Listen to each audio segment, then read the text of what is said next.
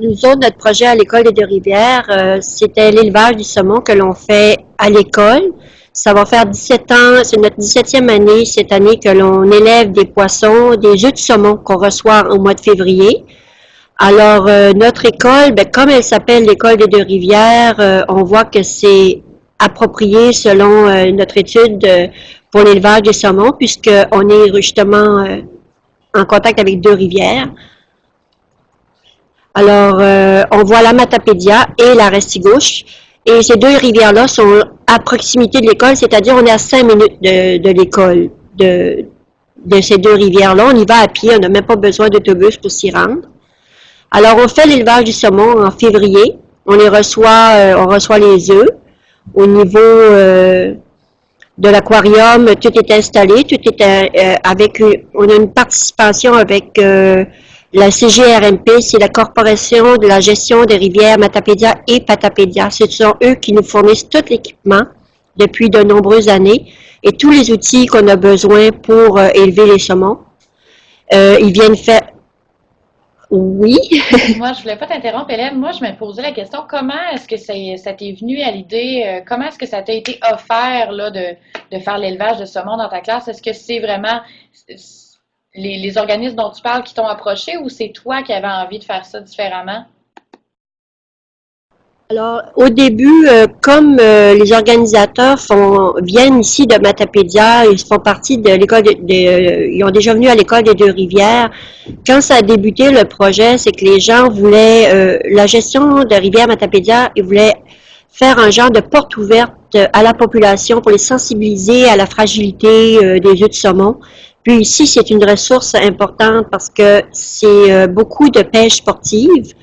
Depuis de nombreuses années, il y a des clubs privés qui appartiennent aux Américains. Alors, ils voulaient inciter les jeunes à faire attention aux œufs de saumon, puis de trouver que c'est une richesse par rapport au milieu, par rapport à l'environnement, parce qu'il y a beaucoup de pêcheurs ou de guides de pêche qui ont des emplois saisonniers grâce à la rivière. Donc, c'était important pour eux de sensibiliser les jeunes à l'utilité de faire attention aux œufs de saumon.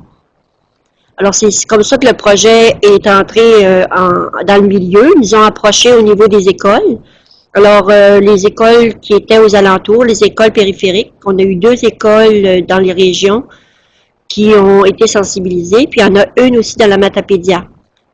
Puis c'est tout géré par la gestion des rivières Matapédia et Patapédia. Alors, c'est comme ça que ça a débuté. C'est même pas, l'important, c'est pas de savoir est-ce qu'on va toutes les faire éclore, nos œufs de saumon, c'est de sensibiliser les jeunes à c'est quoi un œuf de saumon, puis comment ça se produit, puis comment ça s'élève, puis comment ça se développe. Alors, c'était vraiment un but éducatif au départ. Alors, c'est pour cette raison-là que le projet a commencé au fond. Est-ce que ça te va? Oui, c'est ça. Je suis en train de penser que c'est vraiment la communauté qui avait besoin de sensibiliser, qui sont venus vous chercher. Puis ça, c'est quelque chose, je pense qu'on voit pas souvent vraiment une problématique régionale, que c'est la communauté qui s'avance vers l'école. Je pense que d'habitude, c'est un peu le contraire. C'est pour ça que ton exemple est vraiment intéressant. Le fait qu'on incite les jeunes très tôt à voir l'importance des rivières, puis les effets que ça a sur leur milieu, ben, veut pas, les jeunes s'impliquent, puis ils impliquent aussi leurs parents ou leurs connaissances. Donc, ça a un effet boule de neige qu'eux autres, ils voulaient la préservation des rivières. Puis, en commençant avec plus jeunes, ben là, prennent de bonnes habitudes très jeunes, ben, ça donne au fond l'ouverture pour quand ils seront un petit peu plus vieux. Puis, à partir de ça, ben, on a fait l'élevage des saumons, puis on est allé un petit peu plus loin. Fait qu'on a rempli, comme moi, au niveau du 3e cycle, parce que j'enseigne au 3e cycle, je trouvais important d'entrer le volet environnement avec ça.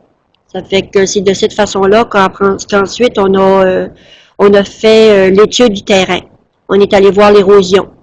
Nous, notre école a été inondée à plusieurs reprises.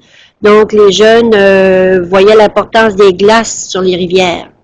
Que ça avait des impacts économiques au niveau de la municipalité. Il y a des commerces qui ont dû fermer à cause des inondations, des glaces, des formations des glaces au printemps.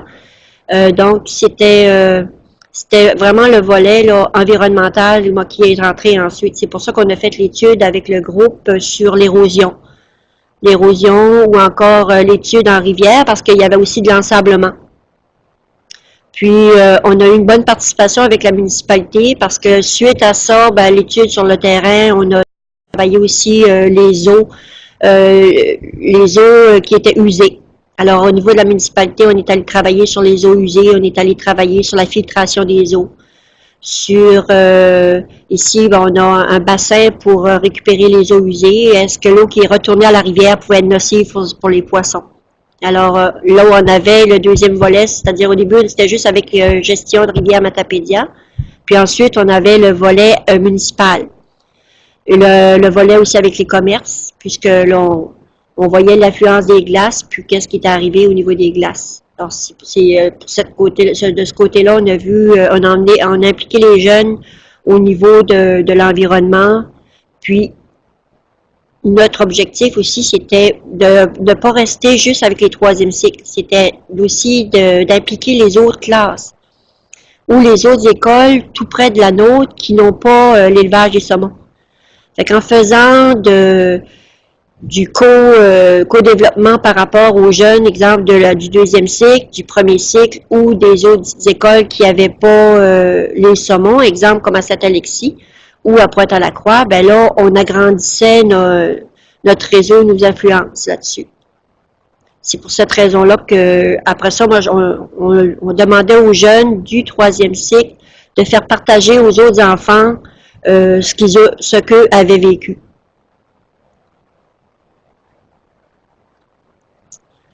Puis, par après, mais c'est sûr que on a eu des contacts. Moi, j'ai eu une ancienne élève qui était dans ma classe et qui a fait ses études à Rimouski en sciences des eaux.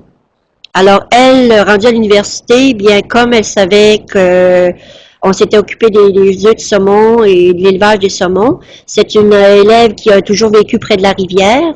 C'était son objectif à elle aussi, c'était de maintenir la qualité d'eau dans la rivière. Donc, elle a fait ses études. Elle fait un doctorat en maîtrise des eaux.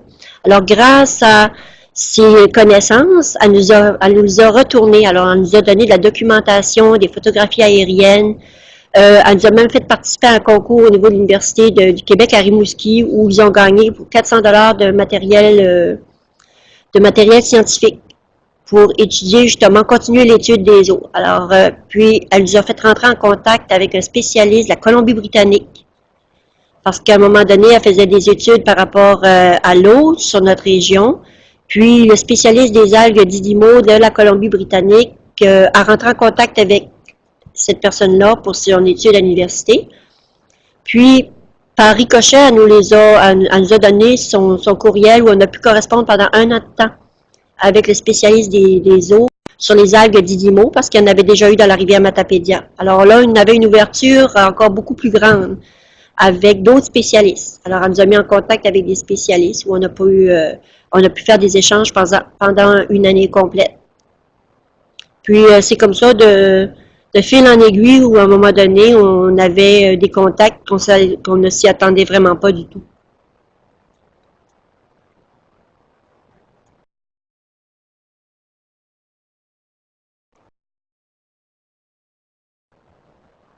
Je ne t'entends plus. Ou l'experte, dans le fond, qui avait été à ton... Excuse-moi, je voulais dire que je voulais pas te couper.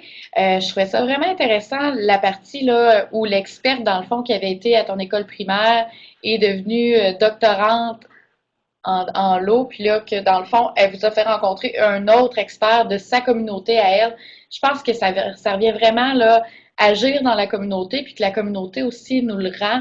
Je pense que c'est un peu comme ça que doit fonctionner, dans le fond, une école en réseau, c'est vraiment pour enrichir l'environnement d'apprentissage des élèves. Puis là, il y avait plein d'expériences différentes. On avait besoin d'eux pour la municipalité, puis pour pas le centre de recherche, mais l'organisation pour les rivières qui fournissait les bébés saumons. Et d'un autre côté, eux, on peut aller rechercher des ressources extérieures, plus d'expertise et données de recherche. C'est vraiment un projet là, super intéressant.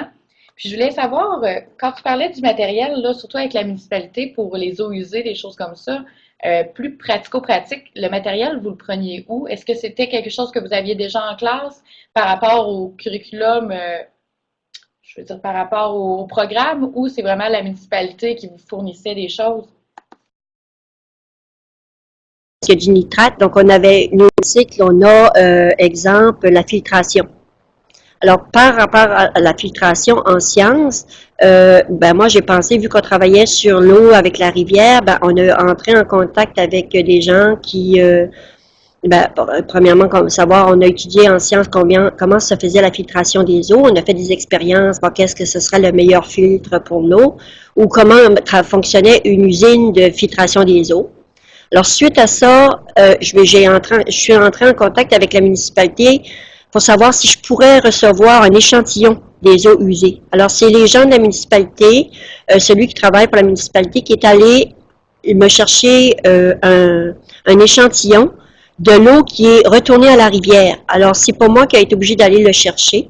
J'en ai fait la demande, il m'a apporté l'échantillon et on a fait l'analyse ensuite ici en classe avec Edith Bugeaud qui, elle, avait déjà eu un XO avec les sondes. Alors, grâce à ça, on a vérifié l'oxygénation. Avec le matériel qu'on avait utilisé, qu'on avait gagné au niveau de l'Université du Québec à Rimouski, on avait des capsules pour savoir est-ce qu'il y a du plomb, est-ce qu'il y a du nitrate. Donc, on avait nos outils pour pouvoir faire les analyses sur nos rivières. Alors, c'est comme ça qu'on a fait les tests en rivière, grâce au matériel qu'on avait gagné, plus ce qui était outillé au niveau des sondes, parce que sans ça, ça nous aurait coûté beaucoup trop cher, on n'aurait pas pu tout faire tout ça, là. C'est quelque chose qui vous a été prêté par Edith, dans le fond, par École éloignée en réseau ici, là. Je sais on en a des paquets là, qui servent justement à faire l'analyse de l'eau. Le bassin versant de la rivière Restigouche, puis eux aussi ont du matériel pour faire la promotion, alors pour pouvoir bien utiliser la rivière. Alors, ils nous prêtent du matériel, puis on peut, avec le programme J'adopte un cours d'eau, mais avoir du matériel qui nous est prêté ou des gens qui viennent pour nous aider à faire de l'expérimentation sur la rivière. Alors, on n'est pas tout seul. Alors, ça, c'est un autre organisme qu'on a été en contact avec nos échanges.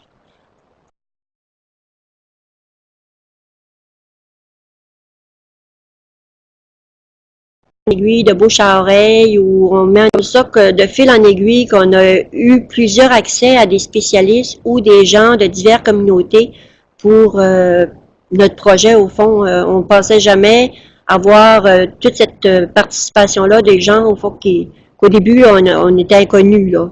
C'est de fil en aiguille qu'ils ont entendu parler de nous autres, puis qu'à un moment donné, ben, on a mis des travaux sur les journaux locaux. Alors là, on avait des photographies, on a fait la plantation des arbres. Là, ça nous a regroupés avec un autre groupe qui faisait la plantation des arbres. Fait que c'est comme ça que nos contacts se font de fil en aiguille, de bouche à oreille, où on met un article dans le journal, puis là, oh, ben ça nous fait penser quand il y a des organismes qui ont la même vision, c'est-à-dire la préservation de l'eau, ben là, ils rentrent en contact avec nous autres, puis nous autres, on peut faire des projets avec eux. C'est un échange de projets au fond. Que la classe peut gagner en échangeant avec eux, là. Un peu dans notre milieu, donc la classe qui peut les faire pratiquer ou encore qui peut expérimenter des choses. Puis le but maintenant, c'est souvent d'inciter les plus jeunes à faire attention. Donc, ça fait que c'est une bonne porte, on dirait, pour amener la population à s'interroger sur l'environnement.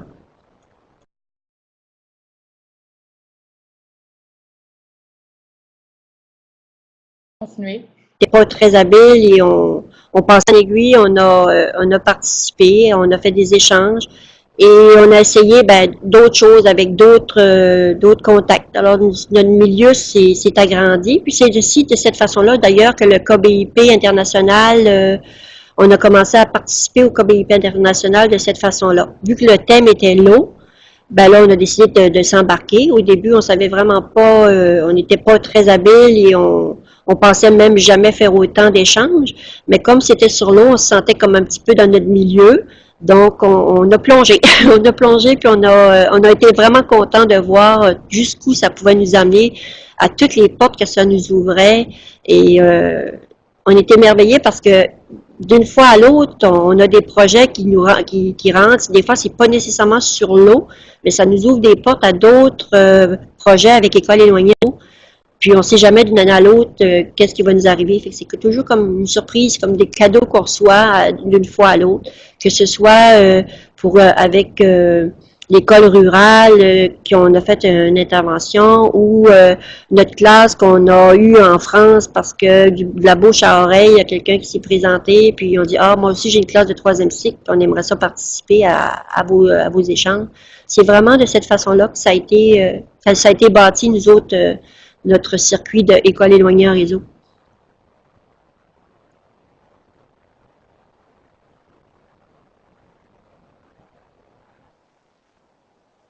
Tu parlais un petit peu de l'expérience que toi et tes élèves avez vécue avec KBIP autour de l'eau l'année dernière. C'était votre première participation, c'est bien ça? C'était notre première participation active. Parce que la première année, on avait été voir à quelques reprises, c'était sur la déforestation, alors on avait été juste en tant qu'observateur. Quand ça a été sur l'eau, ben là, on a décidé de s'impliquer un petit peu. On a dit, bien, alors, on va faire des tests en premier. Alors, au début, on a vraiment juste comme, avec le KBIP, avec le Knowledge, on a juste commencé à écrire. Puis ensuite, on a eu la possibilité de se brancher. Puis on a essayé, on a dit, ben, on va voir comment ça fonctionne. Puis cette année, ben, c'est sûr que là, on continue avec le KBIP international. On fait des échanges. Ça nous permet aussi de faire de l'écriture. Et cette année, il y a un nouveau défi parce qu'on veut le faire en anglais, puisque c'est la langue le plus officielle là, des communications ou du monde scientifique aussi. Ils se sont bien rendus compte que l'anglais est important. Alors, même si ça nous inquiète ou si on n'est pas sûr de nous, ben, on dit, ben, on commence, on y va petit peu par petit peu. On est en train de d'avoir d'autres enseignants qui vont venir nous aider, que ce soit pour l'anglais. Alors, on embarque notre professeur d'anglais avec notre KBIP international. Alors, c'est de cette façon-là qu'on s'entraide, puis qu'on partage nos expériences au niveau du KBIP ou du Knowledge.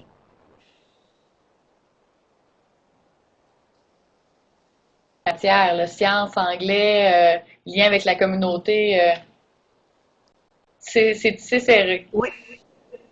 Oui, puis je te dirais qu'il y a toutes les matières y passent, que ce soit de l'art plastique à l'histoire, à la géographie.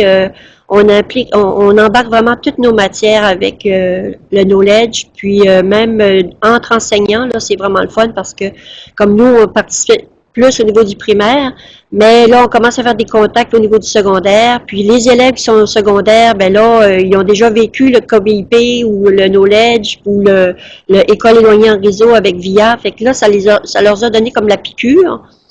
Puis là, ils continuent. Ça a même eu une influence, je te dirais, les échanges au niveau des parents, des comités de parents, au niveau de la commission scolaire, qui ont dit, ben, si nos élèves sont capables de faire ça en classe, pourquoi que nous autres, on est obligés de se déplacer? Puis, tu sais, ça a vraiment fait un effet boule de neige, parce que là, il y a des parents qui ont dit, même si on n'est pas à l'aise avec VIA, ben, on va faire nos conférences, on va faire nos réunions, puis, alors, il y a des parents même qui ont commencé à faire des échanges comme ça. Puis, c'est vraiment valorisant puis intéressant parce que nous, les distances, là, c'est compliqué les journées, là. C'est pas toujours facile. Alors, si on faut qu'on se fasse des fois des 3-4 heures de réunion, de route pour 15-20 minutes de réunion, c'est pas payant. Alors, c'est comme ça que ça fait boule de neige parce que même à nouveau de notre commission scolaire, ben là, on se regroupe en classe, on se regroupe entre enseignants.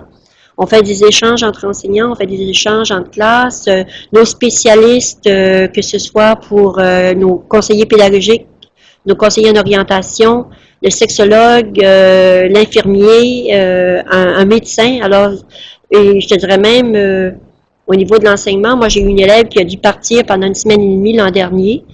Puis quand elle est revenue, c'était une période d'examen, mais grâce à les échanges avec une communauté classe, ben, elle n'a rien perdu. Fait que quand elle est revenue, elle était au même niveau que tout le monde. Donc, ça nous aide beaucoup, ça. Surtout en région éloignée, là. La classe. J'ai trouvé ça intéressant quand tu disais que les parents, même s'ils sont peut-être pas habitués avec VIA, vont quand même faire des efforts pour pas avoir à se déplacer pour des rencontres. Je trouve ça le fun que l'enfant puisse apporter une expertise à la maison. Par rapport aux technologies, là, par rapport à VIA, là, tu sais, c'est agréable pour l'enfant de pouvoir montrer à ses parents comment ça marche. C'est les grands-parents, la troisième génération même, parce qu'ils font des rencontres où ils montrent aux grands-parents comment aller sur VIA, comment aller sur Skype, comment aller chercher de l'information. Fait que c'est même rendu, ici, il y a des rencontres du troisième âge où on leur montre les moyens de communication. Fait que c'est une vraie belle participation. Puis les parents sont, puis les grands-parents sont très intéressés par ça, parce que là, il y a le contact peut-être avec les autres générations, leurs petits-fils qui n'avaient pas. Mais là, ils ont un moyen d'avoir un contact en temps réel. Ça, c'est agréable. Communauté Tout qui sur est le derrière monde, vous, c'est avec, comme exemple, l'école qui est avec un le peu KBIP. le moteur de tout ça, puis après ça découle à la maison, chez les grands-parents, puis partout, là. C'est vraiment un très beau projet que vous avez là. L'expertise ailleurs, l'ouverture dans notre communauté. On n'est plus isolé, on n'est plus tout seul, il y a des moyens de se parler, puis d'être capable d'aller chercher l'expertise ailleurs qu'on n'a pas en région ou la documentation qu'on n'a pas, parce que veut pas, dans les petites écoles, on n'a pas les budgets pour avec 60 élèves pour avoir une bibliothèque adaptée. Mais là, on n'est plus limité dans la documentation. Et le fait aussi d'avoir une ouverture sur le monde avec, exemple, avec le KBIP, avec d'autres classes, ben, ça leur fait réaliser que des fois on est éloigné, mais on est encore même plus chanceux que certains groupes. Si on prenait exemple l'an dernier avec l'Afrique, on est quand même plus choyé qu'eux, ou même avec le Mexique, puis le problème d'eau potable. Alors on peut se comparer, mais on peut faire des échanges aussi, puis on peut voir que à chaque place, il y a des richesses différentes.